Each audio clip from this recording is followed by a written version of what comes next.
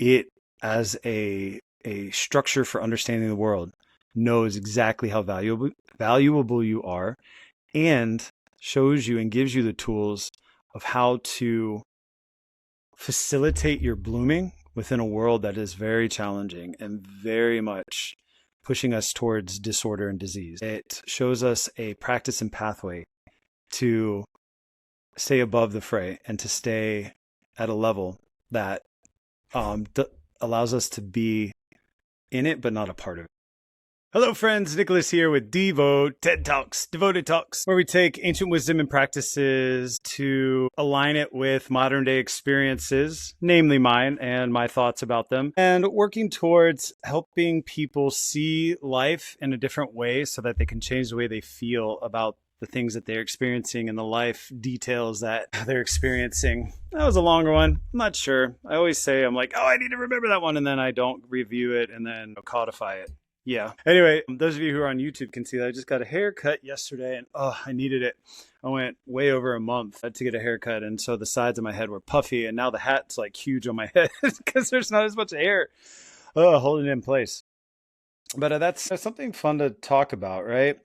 You know, when we feel good, we look at life differently, right? And, you know, sometimes we're in places and spaces where we cannot do the things that are good for us because we're just not a match for them at that moment, or, you know, even beyond just that moment. You know, in many ways, we become dissonant with our wellness. We become dissonant with our optimal state of being. And then we ultimately can, you know, end up harming ourselves little by little, if not acutely, right? Chronic would be little by little, you know, and not doing right by ourselves. And that's a huge thing to really grapple with. But Ayurveda would tell us that sometimes we get so out of whack and so distorted with our health and with our wellness and our homeostasis that the disorder becomes our normal. And in that normal, we then seek to keep it going because that's what we have adapted to. So I think about it like this. Your body has shifted to accommodate lack of sleep. And so it, you know, has optimized sleeping smaller amounts, for instance. And I'm talking about, you know, people who are forcing themselves to be that way. There are people who just naturally don't sleep that much. I'm a 4 to 6 hour guy, 4.5 to 6 hour guy. Sometimes I can do less when life is a bit high in motion. I tend to sleep less, like summertime and springtime. In the fall and winter, I tend to sleep more, which would be expected for a kapha. But beyond that, somebody forcing themselves to not sleep that much, that eventually when they do have the opportunity to sleep, they can't settle down because they're so used to being going. Their body has adapted to that. And so that disorder becomes the normal. And it takes a while to get back to that homeostasis. I'm thinking also about people who drink alcohol or take psychoactive substances. The body adapts to that. And then those changes that happen in the body actually facilitate the need to continue doing those things to maintain a certain feel. Right? We are feeling beings, and a lot of us operate from that. There are variations where some people are more cerebral, more heady about the things that they think about and the way they approach it. And so obviously, you know, it's going to look different and the details may be different person to person and body type or dosha to dosha, constitution to constitution. But the idea is the same, that in many ways, living out of sync with who we really are oftentimes pushes us in different directions. And those directions build up over time to a point that they are self-sustaining. And so the disease is the thing that you have to do versus the healthy thing, which would be better for you. So people who become dependent on substances, alcoholics, for instance, or people who abuse alcohol, get to a point where their body actually doesn't function normally without alcohol. And the detox process can be very extensive because, you know, they can't keep drinking it because their body, in some of their words, has become allergic to it. Not in the same way we understand allergy, but they can't just stop either. And so they either have to do some medical detox that is using another compound to help take away the symptoms of the other, but then you have to detox from that detox compound. So it becomes very complicated. And it depends on the substance, and it depends on how strong the adaptation is and how strong the relationship has been built around that. Now, that all being said, there's no shame in that. Like, there is just taking life as it comes and doing the best you can. And sometimes we make wise choices, and sometimes we have blind spots and we make poor choices. There's a lot of shaming going around where people are like, you should have known better. And it's always coming from somebody who has a different life experience and a different background saying that. It's like, how could you say that?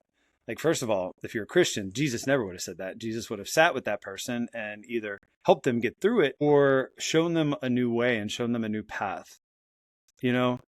But what are these other people doing? You admonishing somebody and telling them they're going to hell or whatever other religion tells you you're going to do. You leave them for their sin and you leave them for their, impurities.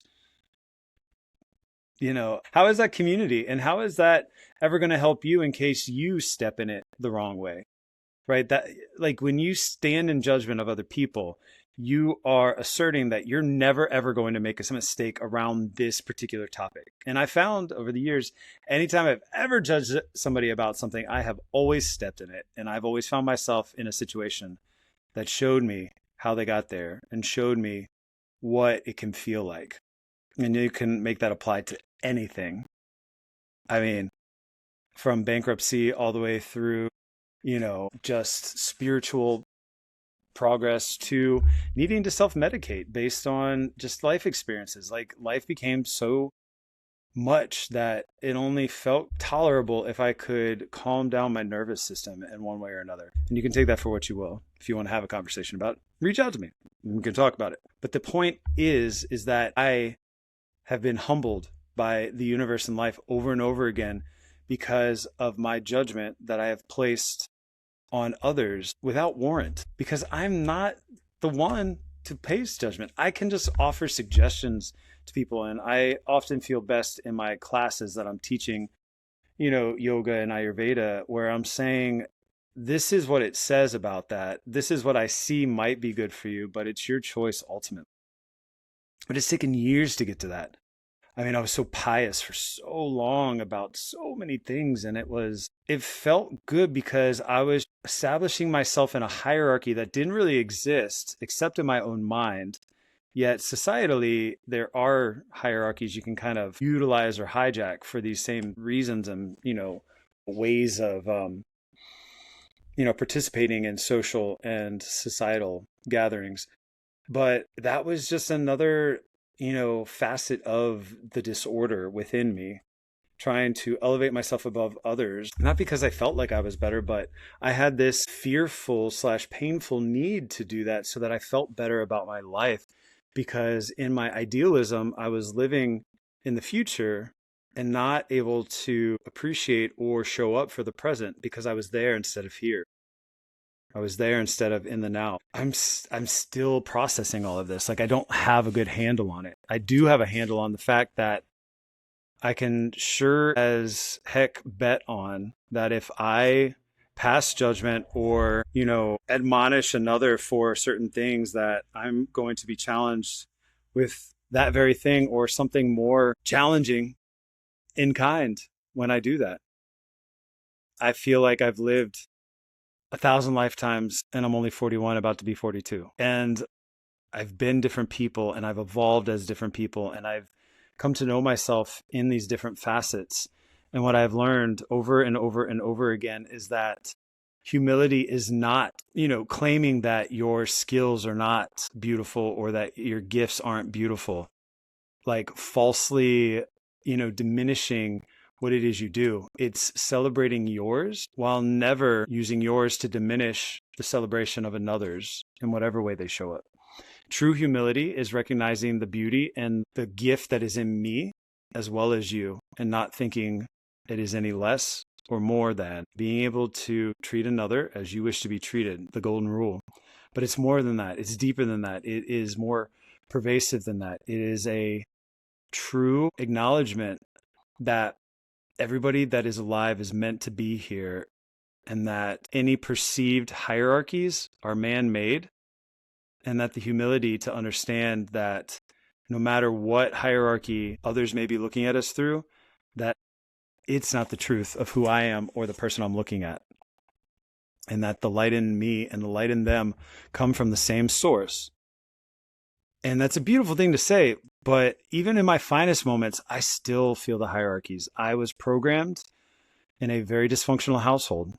And so it's hard for me, and I have to practice it to see each individual. And there are certain moral things that I have. Like, I don't like seeing people die. I don't like hearing about this. I don't like hearing about these things. And I don't even like retaliation. I mean, I do understand why people retaliate if, an attack was made on them. But in the grand scheme of things, if it's an eye for an eye, eventually the whole world will be blind.